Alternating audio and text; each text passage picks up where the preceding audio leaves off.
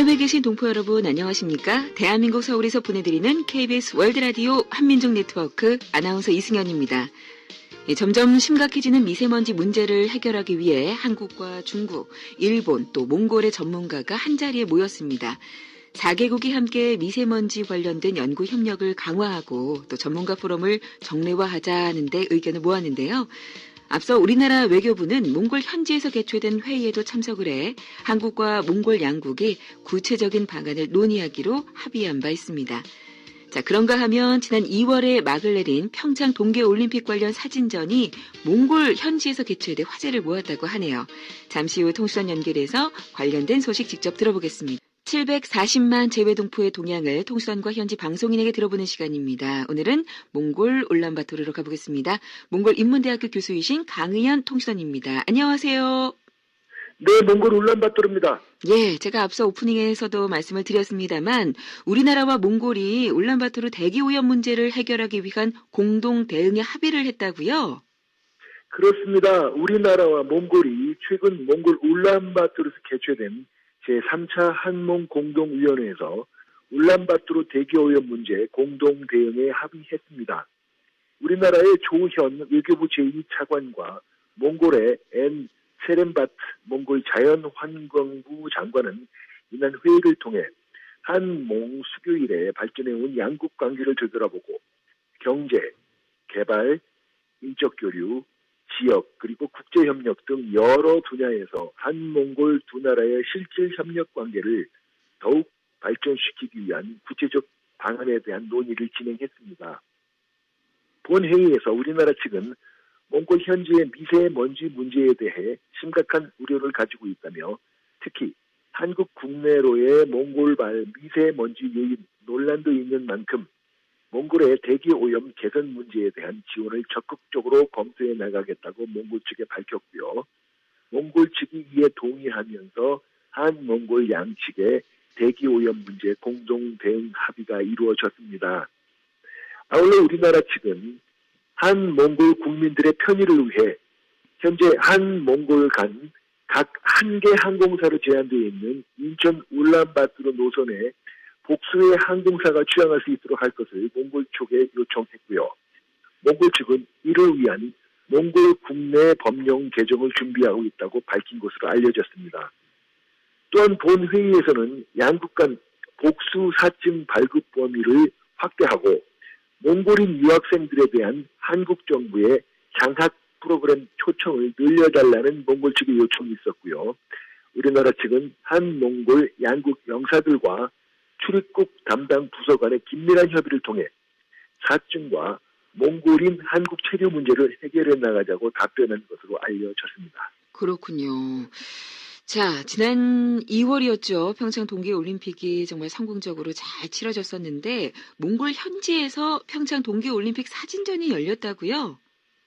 그렇습니다. 2018 평창 동계올림픽 사진전이 지난 3월 말부터 지난주까지 몽골 현지의 울란바토르 시내 블루몽 빌딩 1층 로비에서 개최됐습니다. 몽골 국적의 체육 전문 기자인 최간다트 기자와 에 하르차가 기자는 자신들이 대한민국으로 날아가 직접 촬영했던 2018 평창 동계올림픽 기간 중의 감동의 현장을 몽골 현지에 생생하게 전달하고자 본 전시회를 기획한 것으로 알려졌는데요. 몽골 현지에 본 2018 평창 동계올림픽 사진전은 지난 3월 28일부터 지난 4월 11일까지 15일 동안 성황리에 진행된 지 호평 속에 종료됐습니다. 예. 자, 우리나라 한국문학번역원이 해외 유명 대학들과 연계를 해서 전문 번역 인력 양성을 위한 지원 사업을 펴고 있는데 이와 관련된 워크숍이 몽골에서 진행되고 있네요.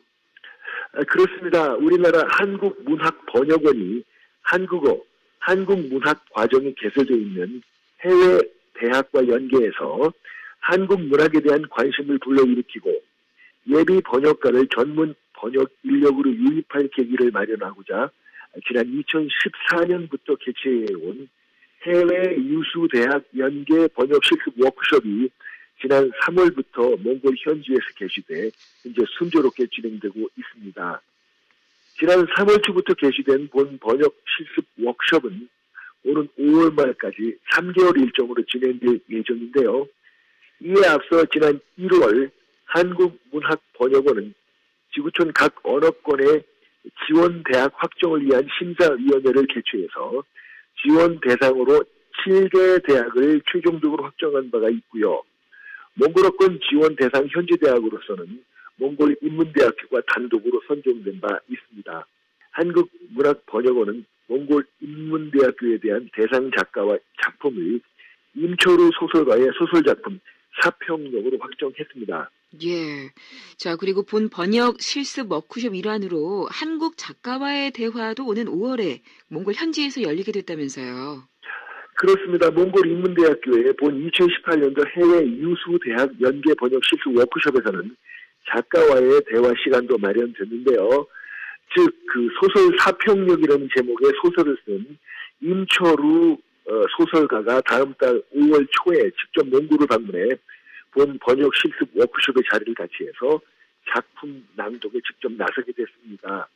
요컨대 본 번역 실습 워크숍 한국문학 작품 번역 실습에 나선 몽골 인문대학교 한국학과 4학년 재학생들은 본 한국 소설에 대한 몽골어 번역 경험을 통해 향후 한국어 번역 능력을 더욱 향상시킬 것으로 전망됩니다.